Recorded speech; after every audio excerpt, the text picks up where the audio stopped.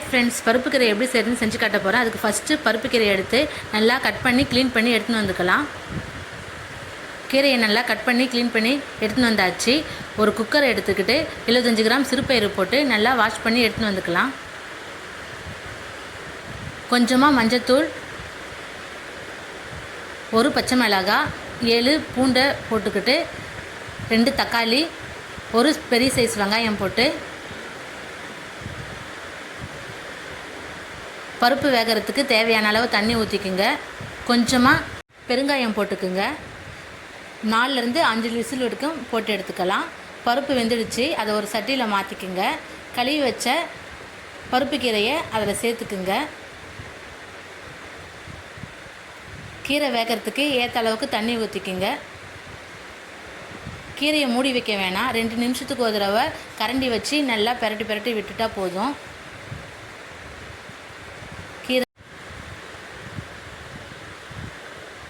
கீரை வெந்ததும் பருப்பை மட்டும் வடிகட்டிட்டு கீரையை நல்லா ஒரு மத்து போட்டு நல்லா கடைஞ்சி எடுத்துக்கலாம்.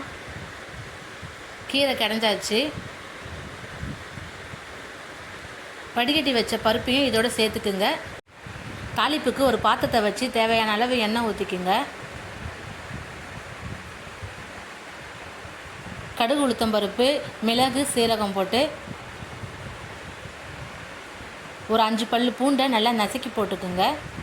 கொஞ்சம் கருவேப்பிலை,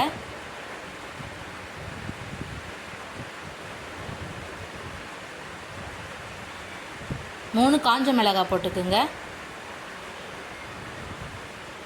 காஞ்ச மிளகா, கருவேப்பிலை, பூண்டு எல்லாம் நல்லா வதங்கினதும் கடைஞ்சி வச்ச கீரையில் எடுத்து ஊற்றிக்கலாம்.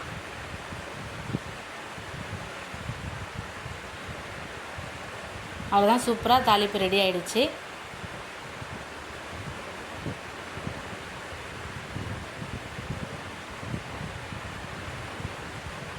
எடுத்து கீரையில் ஊற்றிக்கலாம்.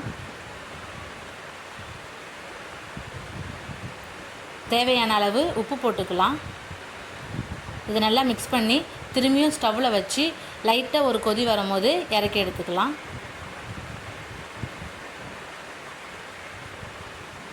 அப்போ தான் தாளித்து கொஞ்ச நேரம் இந்த மாதிரி கொதிக்க வச்சு எடுத்தோம்னா டேஸ்ட்டு சூப்பராக இருக்கும். அந்த எண்ணெய், மிளகு, சீரகம், பூண்டு, மிளகாய் அதோட ஃப்ளேவர்லாம் இறங்கி நல்லா சூப்பராக இருக்கும். நீங்களும் இதே மாதிரி உங்கள் வீட்டில் செஞ்சு சாப்பிடுங்க.